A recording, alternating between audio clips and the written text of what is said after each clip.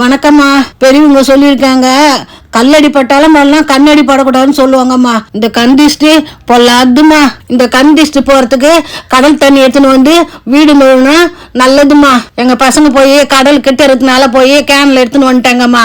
அது வந்து அமாவாசைக்கு முக்கியமா முழுகணுமா. மற்ற நாள்ல வந்து நம்ம முழுக சொல்ல தண்ணியோட கடல் தண்ணி கலந்துக்குன்னு முழுகலாமா. கடல் பக்கத்துல இல்லாதவங்க ஒரு புடி உப்பு தண்ணியில நீங்க போட்டு வச்சுட்டு மொழிடுங்கம்மா. இது எல்லாமே பெரியவங்க செய்தாங்கம்மா அந்த காலத்துல. அதே நம்ம வந்து பின்பற்றின்னு வரணும்மா. வெள்ளிக்கிழமை ஒரு எலுமிச்சம்பழம் எடுத்து கட் பண்ணி ஒரு பக்கத்துல வந்து மஞ்சள் தடைக்கணும், ஒரு பக்கத்துல வந்து குங்குமம் தடைக்கணும். எடுத்துன்னு போய் வாசப்படி மேல அண்ணாண்ட ஒண்ணு வச்சிடணும். எந்த கந்திஷ்டி நமக்கு வராது. நம்ம குடியிருக்கிற வீட்டை எப்பவுமே வாசமாவும் சுத்தமாவும் வச்சுக்கணுமா. அப்பதாம்மா நம்ம மகாலட்சுமி வருவா.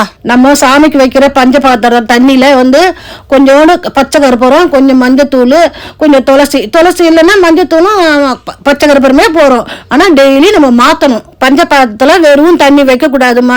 இதெல்லாம் போட்டு வச்சா செல்வம் பெருகும்னு ஐதீகம்மா.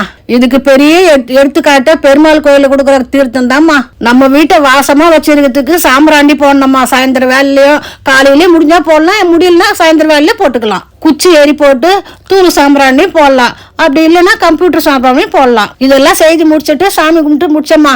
எனக்கு என்னென்ன தெரியுமோ அதை வந்து உங்களை கூட பகிர்ந்துக்கிறேம்மா. ஏன்னா என் மாமியார் சொல்லி கொடுத்ததெல்லாம் நான் பின்பற்றுறேன். அதை உங்களுக்கு நான் சொல்றேன். சாமி கும்பிட்டு முடிச்சதுக்கு அப்புறம் இந்த தீர்த்தத்தை நம்ம குடிக்கணும். இந்த தீர்த்தம் எனக்கு பிடிக்குமா, ரொம்ப குடிக்கிறதுக்கு. என் பைக்குட்டிக்கு இந்த தொலைச்சி ரொம்ப பிடிக்குமா.